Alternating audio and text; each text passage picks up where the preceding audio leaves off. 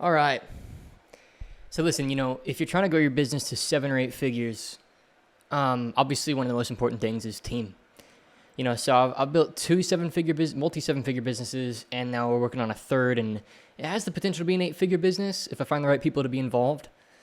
And of the team members that I've brought in, we have had so many A players, and so many of them so many of them have stuck around for so long, and we even have people willing to drop their business that they run to come and be a part of things, and we have people who make intense personal sacrifices for things to win, and in this video I want to talk about how to attract and keep A player talent, full stack people who are good at everything and want to commit those skills to your business.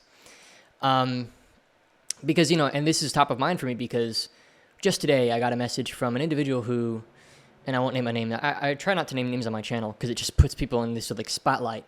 But it's an individual who has, they have an 8-figure 2 Comma Club award, right? So they've done at least $10 million in sales. They have worked with massive names in this industry, and they've spent millions of dollars on paid advertising. And they're willing to quit everything to come join and be a part of this new business that we're starting. And it just has me really reflecting, what am I doing right that this keeps happening, Because it's just if I were in their shoes, I don't know that I would do it, because I have a lot of things that I could work on. But it comes down to a couple of things, and they're really, really simple. And a lot of people really struggle to build high-performing teams that last a long time because they do the inverse of the things that I'm going to talk about in this video. So, if you're doing 10 to 30 to 50 grand a month, I talk about this with my one-on-one clients all the time, these things, and it's really what gets them to that 6 or multiple 6-figure a month mark, and really, and stay there too, not just do it once. Because this industry is very, you can Frankenstein a business together, you know what I mean? Get this guy to build your funnel, get this guy to part-time do your close, and freaking, go through a hiring agency to get your people. You can Frankenstein a business, but that doesn't have real equity value. There's not a real connection. And so I want to talk about that in this video today. So why is it that, I have people willing to quit their business and come and do stuff? Well, it's really 2, maybe 3 things. And the third is a little bit of a brag, and it's kind of hard to avoid the brag, but it's just the truth, and it's something that you could get good at as well. It's not anything unique to me, but it is a brag. So let's get into it. The very first thing is your business has to obviously have the pay to create the financial incentive, and it's not the only incentive, and I'll talk about the second point is the other incentive. But the math just has to be there. It just has to be there. There has to be enough client flow for somebody to earn what they want to earn, right? This is why I love ads for businesses, is because you could just predictably create client flow, I like content. I'm great on camera. I've done it since I was 13. I know content. But honestly, ads take the cake when it comes to just that predictability, that consistency, and you don't really, it's just, so for example, with our new business, if I have a brand new closer who's a stud, and I need to fill him up, I just go into our Facebook ad account and I just freaking duplicate an ad set, and it's boom, full.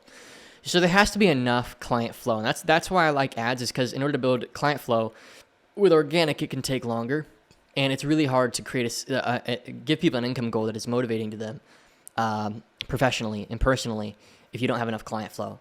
So obviously that needs to be there, right? Client flow needs to be there, and there needs to be a financial model where it's mutually beneficial, where when they earn money, you earn money. Nobody in my business for the longest time has been on retainer. And frankly, if they've ever been on retainer, I always end up regretting the relationship somehow. There are better ways. The retainers don't make any sense if you're sub 20 people on your team. Unless they do deep admin work, like spreadsheets and stuff, hourly small stuff. You should be paying 90% to 95% of your payroll should be commission-based payroll, and then a tiny, tiny portion is retainer-based. That creates a hunger across your organization for everybody to grow and compete to win together, which creates this upwind, and everybody's winning together. So That's the first thing. There just needs to be enough business to go around. There needs to be enough business. If there's not, then you need to figure that out. right? And that's probably what the rest of my channel's for. It's what I'm here for. It's what I work on with my one-on-one clients with. It's what I do. The second thing, though, is a bit more personal to you, okay? And this is your, it's really the mission of your company, okay? The mission. The mission infects everything. The mission is the business. The mission is not something that you cherry on top of a business. The mission is the business. If you look at an individual like an Elon Musk, right? Tesla's whole mission, right, it is to electrify, literally, transport. And more than that, they want to become a multiplanetary species. And they believe that a part of that is changing the way that we use the world's resources, right? And so I think what's interesting about a lot of online information-based businesses is they have the highest likelihood of being so mission-driven, but they just end up, like, there's so many founders that they just don't think that way. So you have to be able to hold in tension your monetary and your impact goals and really believe in what you're doing. In KCCA, our other company that we're growing at the moment, like, I'm a Christian man. I love Christian men because I am one. I've lived that experience. And I know how valuable it is to have freedom because I am a Christian man and I've developed that freedom. I could do whatever I want on my own terms whenever I want because I have high income producing skills that don't just pay the bills, but they freaking, I'm rich, and I want other Christian men to experience that because I believe when scripture says you can only serve two masters, that means get money out of the way, figure it out, get good, make a bunch of money so that you can focus on God, and on higher things, get money done. And I also believe that we're called to be good stewards and to multiply. I mean, I could go into a whole rant about this, there's a whole thing, but I want Christian men to succeed. And so I'm starting them with similar skill sets to what I started with back when I was just getting started. And I was able to get to a really solid income doing little marketing services, and that's where we're starting these people. So they're doing content, what we call content connecting, which basically is short form marketing. We've got students landing their first clients, and our head coach makes like $15,000 a month doing it. And so it's just so fun. It's like this mission of like helping men free themselves. It's a beautiful thing. And this is why, this individual messages me on Facebook. It's like, hey, dude, like, I really kind of want to be a part of this. And I'm like, what? Like, why would you want to be a part of this? Like, you have all these things going for you. And he's like, honestly, it's just the mission. Like, I can tell it's real. And I'm like, it is real. So, and this is also why, our first closer to come into the company is such a freaking stud, I mean, it's just the mission, right?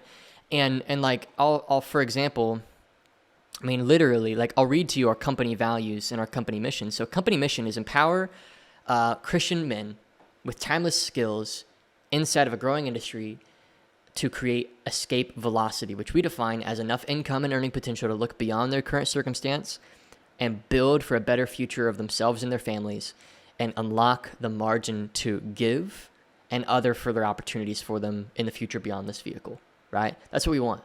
And we're really passionate about that. And then our company values, no stone unturned, meaning we're going to do everything all the way. Student obsessed. We're here to change lives.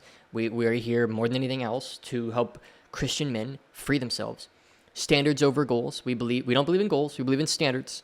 If it's a goal, it might not get hit. If it's a standard, you work until it's done. It's painful when it's not there, so you work till it's done. We believe that sales is leadership. So when you sell somebody, you're leading them.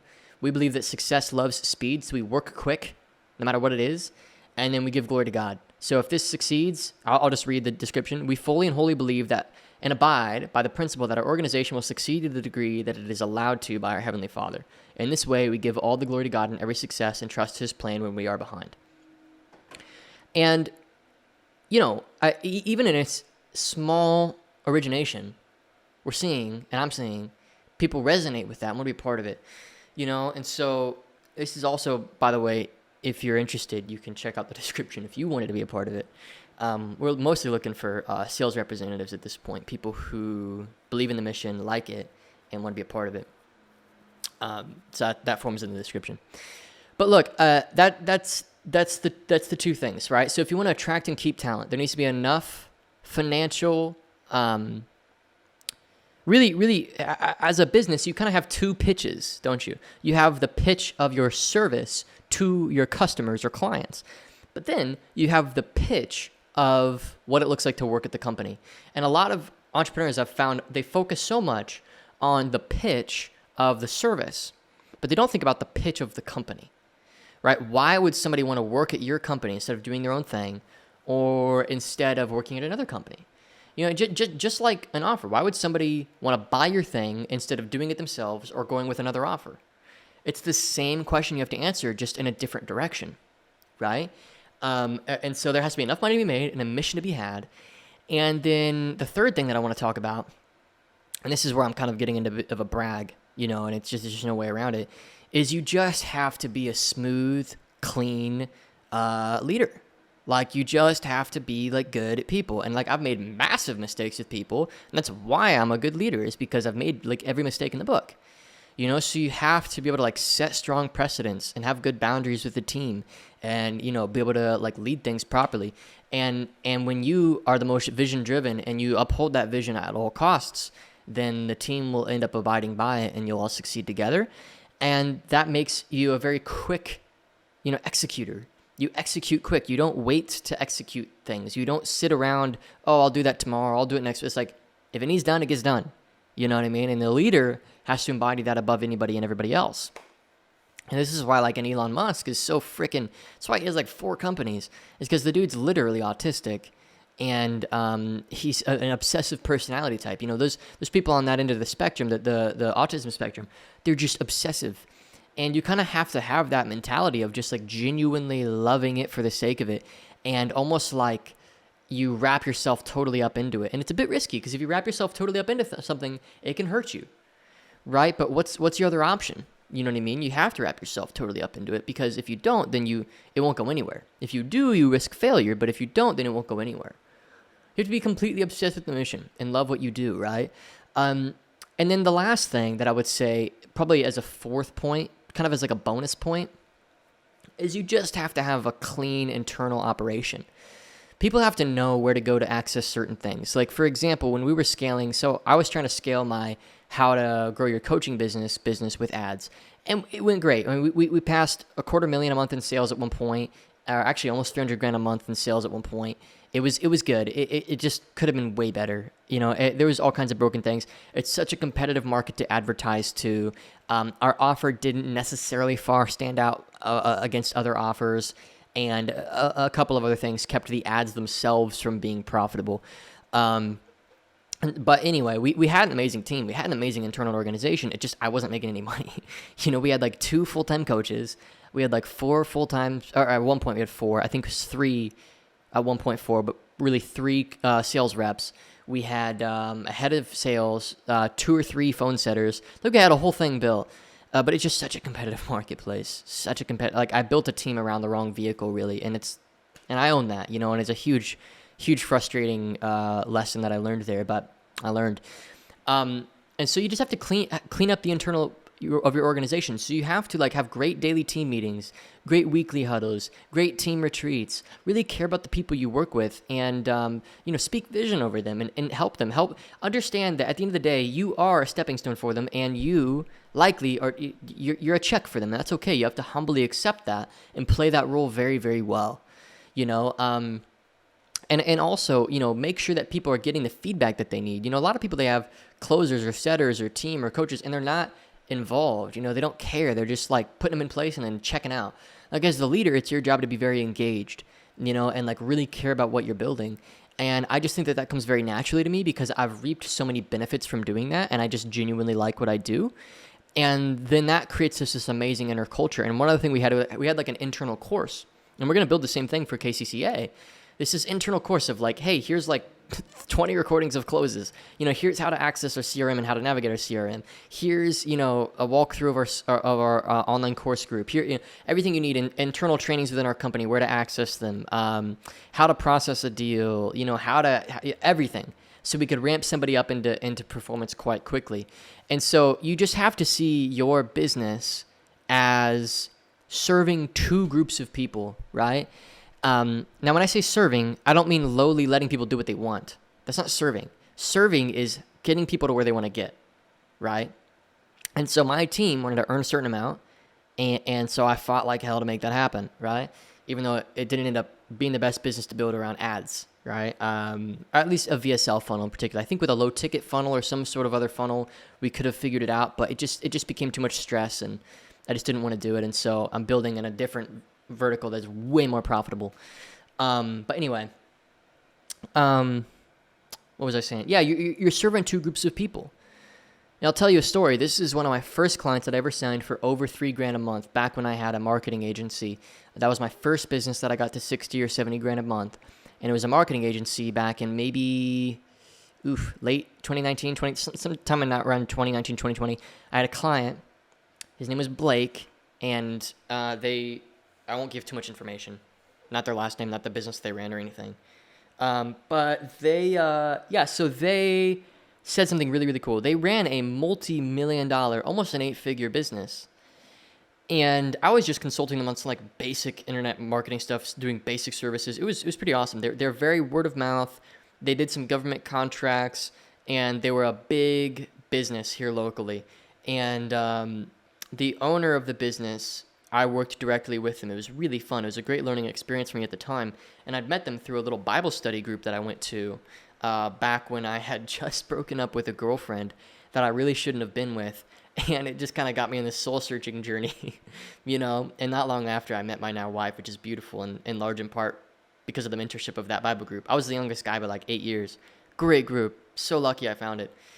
And met him through that. He became a client, and he told me that. He said, Trey, you serve, because I told him I was really scared of hiring.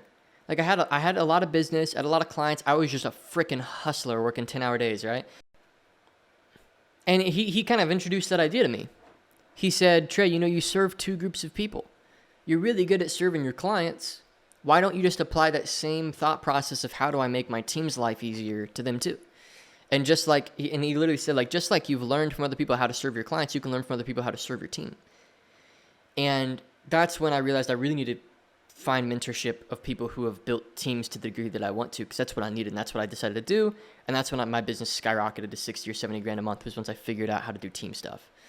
But this is really how to grow, how to attract and keep A players.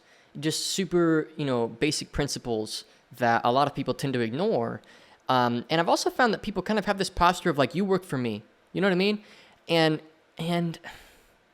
I don't know. You have to lay your foot down sometimes, just like in any relationship. But the truth is, you work for them just as much as they work for you, right? Like if your business isn't built so that they can succeed, then there's a problem.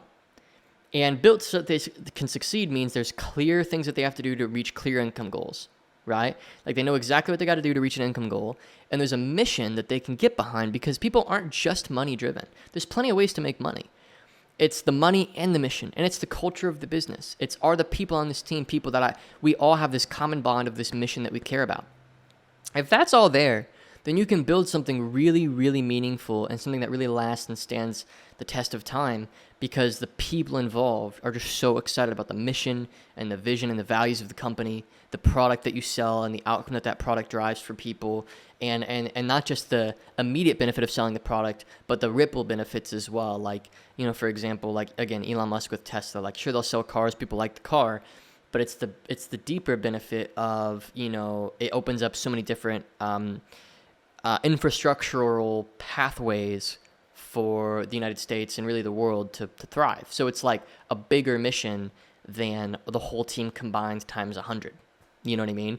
And that's when you create something really, really meaningful. And that's where, like, for example, one of my clients that worked with me one-on-one, I took them from about 40 grand a month to $250,000 to $300,000 a month. And that was one of the things that they were very similar, didn't know how to do team stuff, and they were ads. So they could just turn up their ads and get more, opportunity, but they didn't know how to build the internal team. They didn't have the right philosophy. So they were kind of stuck there.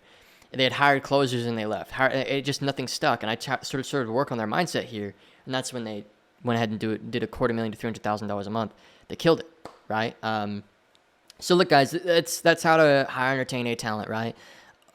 If you're an online coach doing 20, 30, 40 grand a month, struggling with talent, team, links in the description. Come book a call with me. Let's learn about your business and see if it's a good fit for me to help you grow. Thanks for watching the video. Really love this content. I'm just kind of on a content grind right now, just enjoying it. Hopefully this was a helpful one for you, and I'll see you in the next one.